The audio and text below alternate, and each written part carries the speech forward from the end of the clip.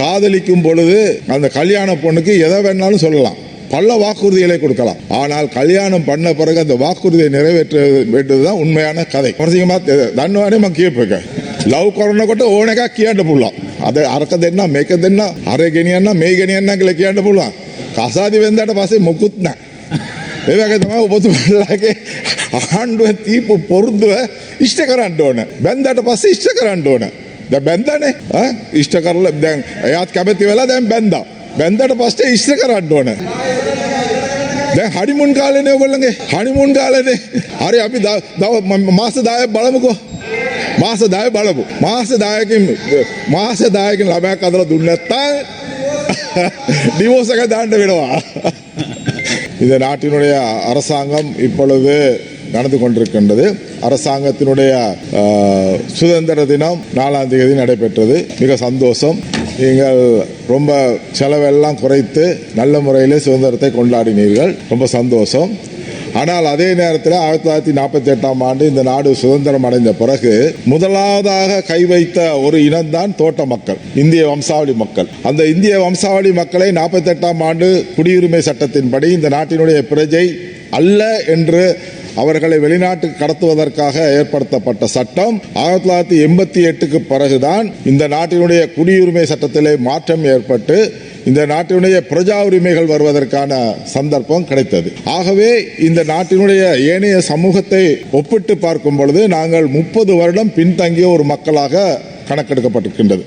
ஆகவேதான் எங்களுடைய கல்வி தரம் குறைந்திருக்கின்றது, வேலைவாய்ப்பு குறைந்திருக்கின்றது, அரசாங்கத்திலே வேலைவாய்ப்பு இல்லை போன்ற பல்வேறு பிரச்சனைகளுக்கு மத்தியிலே இன்றும் எங்களுடைய சமூகம் பின்தங்கிய ஒரு சமூகமாக இருப்பதை நாங்கள் அவதானிக்கக்கூடியதாக இருக்கின்றது. ஆகவே இந்த சந்தர்ப்பத்திலே 48ஆம் ஆண்டு இந்த உலகத்திலே 2வது செல்வாக்கு உள்ள ஒரு நாடாக இருந்த இலங்கை இன்று வங்குரோத்து நிலை அடைந்த ஒரு நாடாக இருக்கின்றதை நாங்கள் அவதானிக்கக்கூடியதாக இருக்கின்றது. ஆகவே இந்த நாடு மீண்டும் விமோசனப்பட வேண்டுமானால் நாங்கள் ஒன்றிணைந்து செயல்பட வேண்டிய காரியம் இருக்கின்றது. அதிலே இன்று காலத்துக்கு காலம் மாறி வந்த அரசாங்கங்களை மாற்றி இன்று புதிதாக NPP அரசாங்கம் வந்திருக்கின்றது.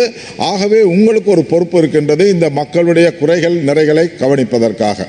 ஆகவே எங்களுடைய பிரச்சனை என்று நாங்கள் எடுக்கும் பொழுது எங்களுடைய தோட்ட மக்களுடைய சம்பளம் இன்று அதிகரிக்கப்பட வேண்டும் என்பதை நாங்கள் உங்களுக்கு புரிந்து கொள்வதற்காக நாங்கள் சொல்ல வேண்டும்.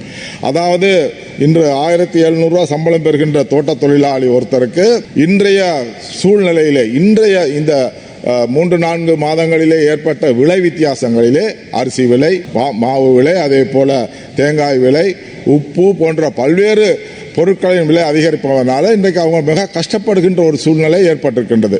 ஆகவே இந்த சூழ்நிலையிலே அவர்களுடைய சம்பளத்தை அதிகரிப்பதற்கு நீங்கள் சொன்ன அந்த 2000 ரூபாய் சம்பளத்தை அதிகரிப்பதற்கான வசதிகளை செய்ய வேண்டும் என்பதை நாங்கள் எதிர்பார்க்கின்றோம். அதே போல அந்த மக்களுடைய வீட்டு பிரச்சனை அதாவது பல அரசாங்கங்கள் எங்களுக்கு உறுதிமொழி அளித்தது, தனி வீடுகள் கட்டித்தாரேன், 10 பட்ச காணி தரோம்.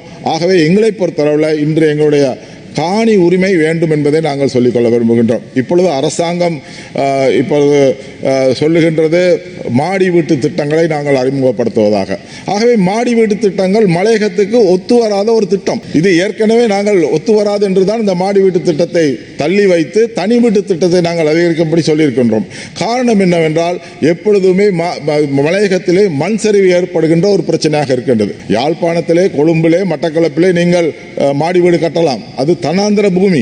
ஆனால் மலையகத்திலே எப்பொழுதுமே மண் சரிவு ஏற்படுகின்ற ஒரு பூமி என்ற காரணத்தினால் அங்கு மாடி வீடு சரிவராது என்பதை நாங்கள் சொல்லிக்கொள்ள விரும்புகின்றோம். ஆகவே அங்கு தனி வீட்டு திட்டம் தாருங்கள், 10 பட்ச காணி உரிமையை அந்த மக்களுக்கு வழங்க வேண்டும் என்பதை நாங்கள் உங்களுக்கு சொல்லிக்கொள்ள விரும்புகின்றோம். அதே போல ஒரு நாள், அதாவது நான் நினைக்கிறேன் கடந்த 24ஆம் ஆண்டு ஏப்ரல் மாதம் நினைக்கிறேன், மலையக மக்களுடைய பிரச்சனைகளை பற்றி ஒரு நாள் விவாதம் நடைபெற்றது. அந்த ஒரு நாள் விவாதத்தை திரு மனோகணேசன் அவர்கள் கொண்டு வந்த பொழுது கௌரவ அனுரகுமார திசாநாயக்க அவர்கள் தான் அதை வழிமொழிந்தார். அவர் பல்வேறு பிரச்சனைகளை பேசினார் அன்று. இந்த மலையக மக்களுக்கு இருக்கின்ற பிரச்சனைகளை பற்றி இந்த சபையிலே அவர் பேசியிருக்கின்றார். ஆகவே நாங்கள் ஒன்று புதிதாக கேட்கவில்லை. அவர் சொன்னதை செய்வதற்கு இன்று அவருக்கு ஒரு சந்தர்ப்பம் கிடைத்திருக்கின்றது. இந்த நாட்டுடைய ஜனாதிபதியாக இருக்கின்றார். ஒட்டுமொத்தமான மக்கள் அவர்களுக்கு வாக்களித்திருக்கின்றார்கள். 3/2 பெரும்பான்மை அவருக்கு இந்த அரசாங்கத்திலே கிடைத்திருக்கின்றது. ஆகவே அதை வைத்துக் கொண்டாவது அந்த மக்களுக்கு செய்ய வேண்டிய கடமைகளை செய்து தாருங்கள் என்றுதான் நாங்கள் சொல்கின்றோம். ஆகவே இந்த கடமைகளை செய்வதற்கு இன்றைய வந்திருக்கின்ற புதிய அரசாங்கத்திற்கு நிச்சயமாக அதிகாரம் இருக்கின்றது. எல்லா அதிகாரமும் இருக்கின்றது. ஜனாதிபதி அதிகாரம் இருக்கின்றது. பாராளுமன்றத்திலே 3/2 பெரும்பான்மை இருக்கின்றது. வெளிநாடு உதவிகள் இன்று வந்திருக்கின்றன. சைனா ஒரு பக்கம் உதவி செய்து, இந்தியா ஒரு பக்கம் உதவி செய்து, வேர்ல்ட் பேங்க் சொல்லுது நாங்கள் தான் அதிகமான கடன் கொடுக்குறோம் அப்படின்னு. ஆகவே இந்த மலையக மக்களுக்கு இந்த பிரச்சனைகளை செய்து கொடுப்பதற்கு அதன் மூலமாக வசதிகளை நீங்கள் செய்து கொடுக்க வேண்டும் என்று நாங்கள் எதிர்பார்க்கின்றோம். அதே போல இன்று இந்த பெருந்தோட்ட அமைச்சும் அதே போல தோட்ட உட்கட்டமைப்பும் ஒரு அமைச்சருக்கு இருக்கின்றது, ஒரு அமைச்சுக்கு இருக்கின்றது. திரு கௌரவ சமந்த வித்யாரத்னா அவர்களுக்கும் அதே போல திரு சுந்தர்லிங்கம் அவர்கள் இன்று டெபுட்டி மினிஸ்டராக இருக்கிறார். 2 பேரும் பெருந்தோட்ட பகுதியிலே சேர்ந்தவர்கள். பதிலையை சேர்ந்தவர், ஒருத்தர் ரத்னபுரையை சேர்ந்தவர். ஆகவே அவர்களுக்கு இந்த பொறுப்பு இருக்கின்றது. இந்த மக்களுடைய பிரச்சனைகளை தீர்ப்பதற்கான வழிவகைகள் இருக்கின்றது. ஆகவே அதை நீங்கள் செய்ய வேண்டும் என்பதை நாங்கள் கேட்டுக்கொள்கின்றோம். அதாவது ஒரு விஷயம் இருக்கின்றது. காதலிக்கும் பொழுது அந்த கல்யாண பொண்ணுக்கு எதை வேணாலும் சொல்லலாம், பல வாக்குறுதிகளை கொடுக்கலாம். ஆனால் கல்யாணம் பண்ண பிறகு அந்த வாக்குறுதியை நிறைவேற்ற வேண்டியதுதான் உண்மையான கதை. தன்னுவானே கேட்பேன் லவ் කරනකොට ඕන එකක් කියන්න පුළුවන්. අද අරක දෙන්න මේක දෙන්න අර ගෙනියන්න මේ ගෙනියන්න කියලා කියන්න පුළුවන්. කසාදි වෙන්දාට පස්සේ මොකුත් නැහැ. ඒ වගේ තමයි ඔබතුමාලාගේ ආණ්ඩුව තීපු පොරුද්දුව ඉෂ්ට කරන්න ඕන. බැන්දාට පස්සේ ඉෂ්ට කරන්න ඕන. දැන් බැන්දානේ ඉෂ්ට කරලා දැන් එයාත් කැමති වෙලා දැන් බැන්දා. බැන්දාට පස්සේ ඉෂ්ට කරන්න ඕන. දැන් හනිමුන් කාලේනේ ඔයගොල්ලන්ගේ හනිමුන් කාලේනේ. හරි අපි මාස 10ක් බලමුකෝ. මාස 10 බලමු. මාස 10කින් ළමයක් අදලා දුන්නේ නැත්තම් ඩිවෝස් එක දාන්න වෙනවා. කරුණා කරලා මේ ජනතාව ගැන ඉතල බලන්න. ඒ වගේ ඔබතුමාට කතා කරන්න ඕනේ. ඔබතුමාගේ පැත්තේ මේ හොස්පිටල් හරි වීක්. මම හිතන්නේ දිගාම්බර මහත්මයා ඊයේ ඔබතුමාත් එක්ක කතා කරා කිව්වා මේ හොස්පිටල් වල නර්සස්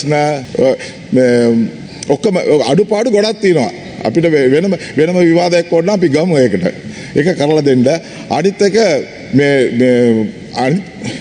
දැන් අනිත් පැත්ත ගොවියන්ට සාන ආධාර දෙනවා. අපේ පැත්තට ඕක හානි වෙලා තියෙනවා. දාල ගොවියන්ට ඕක ප්‍රශ්න වෙලා තියෙනවා. ඒක ගැනත් හිතලා බලන්න. ඒත් ගොවිය කියන්නේ ලංකාවේ ඉන්න ඔක්කොම ගොවියෝ තමයි. මේ පැත්තේ අල ගොවියෝ වෙන නෙවෙයි, මේ කුඹුරු ඉතින ගොවියෝ වෙන නෙවෙයි. ඒකටත් සලකලා බලන්න කියලා අපි බලාපොරොත්තු වෙනවා. පුළුවන් තරම් සම්බොලුයි බතුයි කන්න ලුණුත් එක ගන්න ඉඩ දෙන්න. එච්චරයි. ඉවරයි. வீடியோக்களை மிஸ் பண்ணாமல் பார்க்க இன்றே ஷார்ட் நியூஸ் யூடியூப் சேனலை சப்ஸ்கிரைப் பண்ணுங்கள்.